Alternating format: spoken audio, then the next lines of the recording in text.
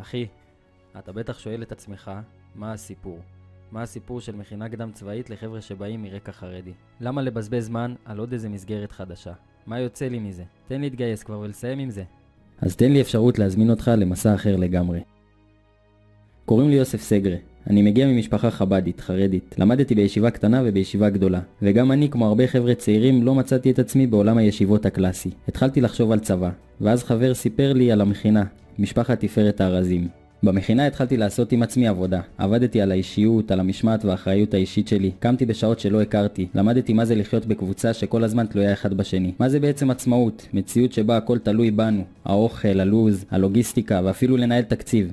הכרתי אנשי צוות מדהימים, שכל מה שמעניין אותם זה רק אני שאני אצליח. עברתי חוויות עוצמתיות בשטח, דברים שלא חשבתי שאני מסוגל לעשות. ודרך זה גם התחברתי חיבור מטורף לחברים במכינה.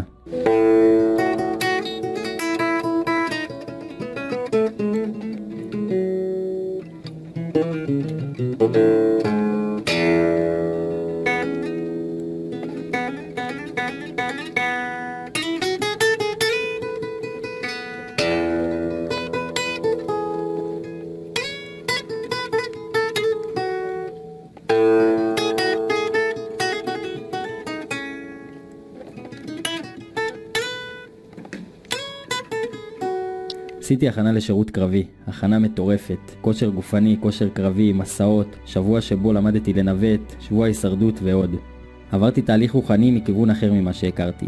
העזתי לעסוק בשאלות באמונה, להתחבר להשם מהמקום הכי פנימי, שהוא רק שלי, כל זה בליווי של הצוות והחברים מהמכינה. המכינה היא מקום שבאמת נתן לי מקום להיות אני בכל המובנים, ובזכות כל מה שעשינו למדתי לעבוד על הזהות שלי, לחזק את הערכים שלי.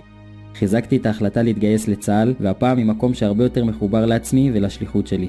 היום, ברוך השם, יש לי את הזכות לשרת בצה"ל בפלוגת חץ בגדוד 202. סיימתי קורס מ"כים וקורס סמלים בכירים, התנסיתי בתפקידי פיקוד שונים ובתעסוקה מבצעית אינטנסיבית. אני שמח על השירות שעשיתי. היום ברור לי שהרבה מהמקום שאני נמצא בו עכשיו הוא בזכות התהליך שעברתי במכינה, מכינת תפארת הארזים. מכינה שהיא בית ומשפחה לכל החיים. שלא תתבלבל, המכינה ממש לא מסתיימת בסוף החצי שנה. גם היום, שנתיים אחרי שסיימנו את המכינה, אנחנו כל הזמן בקשר, במפגשים, בשבתות, כל יציאה בסופש, וגם הצוות נמצא שם תמיד בשבילנו, לכל דבר שנצטרך.